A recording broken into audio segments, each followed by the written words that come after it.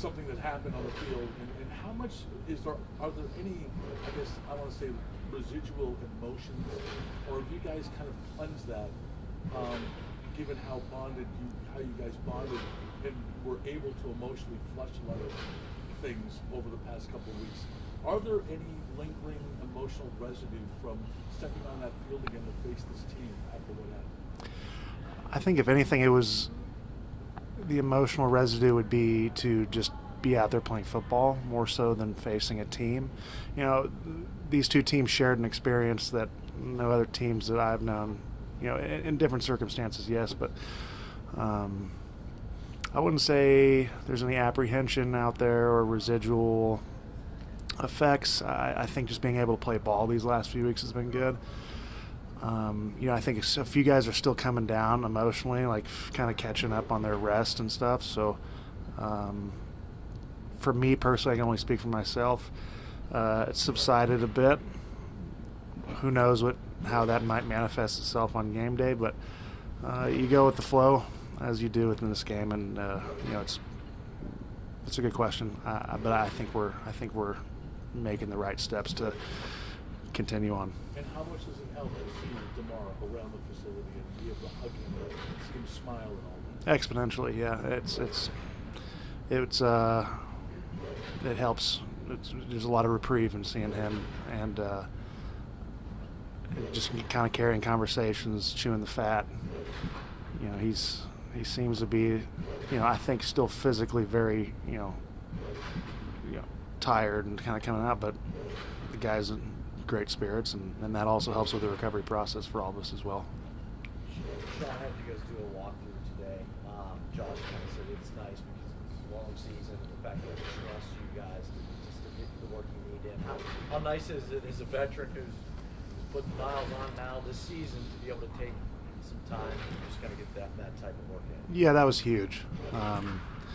You know, the thing is, the catch-22 of it is that, you know, he puts the ball in your court to be professionals, right? Now you have to get out. You can still get a tremendous amount out of walkthroughs if you apply yourself, and you can still use your technique and put time on task and build muscle memory and still get looks that you might see. So for us, it was just really locking in. You know, we might not physically be putting ourselves through it, but mentally we can go through the gymnastics of what we might see and still be able to do the foundational work physically to get what we need to get done. Because you just prepared for them 3 weeks ago, May for you. I mean, do you get to almost, for both teams, look a little deeper or more detailed than you might even? Yeah, for me, I still feel like I like to start from square one again. Yeah, there is that familiarity. You know, we only had 10 plays on offense, maybe 11 on that one drive. So there's not much film to work with what we had. But like you said, they've played the same team twice. For me personally, I like to start from the very beginning with some familiarity. There's these sparks of, you go back to your notes because you keep notebooks, and you revisit those to see what kind of keys, and then we'll go through the third downs and all that stuff. So there'll be some familiarity in that part for sure. It'll be a refresher, but I just like to start from the very beginning again. They're 29th in sacks, their defense. Does that surprise you? Yeah, it does. They're, like I said, formidable to say the least. They have some incredible pass rushers, run stoppers. They play good defense, and I think that front seven, it can, if you let them get going, they can really make a difference. So it'll be a great competitive battle. You watch the film, the guys play with just a competitive edge, and you know, you hear playing through the whistle so many times, but these guys really seem to thrive doing that, and they get a lot of production by just out competing their opponent. When you look at this last game, you see 7 sacks on Josh. It stands out because I think there's only one other game this season where he's had 5 or more. As an offensive line group, you know, what went into that, and is when you see something like that in the media, something where you kind of rally around that, like not wanting that to happen? I mean, you never want to give up sacks, and yeah, 7 was quite a daunting number. I think we just rally around the fact that we double down on what we know works. Be very intrinsically look at ourselves, motivate ourselves. We don't need much outside rah-rah to tell us that there's definitely room to improve in that department. Sometimes sacks are just going to happen. It's part of the gig. But, there's plenty of times in those instances where we could have done better, and we plan on fixing those mistakes and doing better. Josh is already playing at such a high caliber coming into the season, through the regular season playoffs. Is there any place that you see him take a step this year that maybe it's behind the scenes or on the field just that stands out, even when he was doing so much already? I think it's consistency. It's always been a thing with him.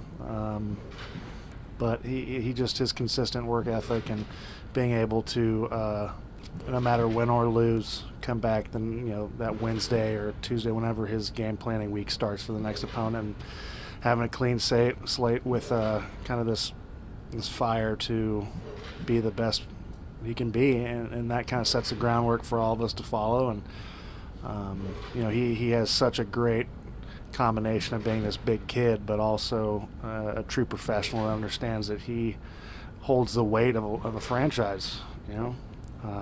So I think he's just his consistency throughout the weeks and his ability to, deal with injuries and just go out there and not show it, be stoic when it's time. The time is at its greatest, when the pressure's at its highest. He seems to be at his calmest.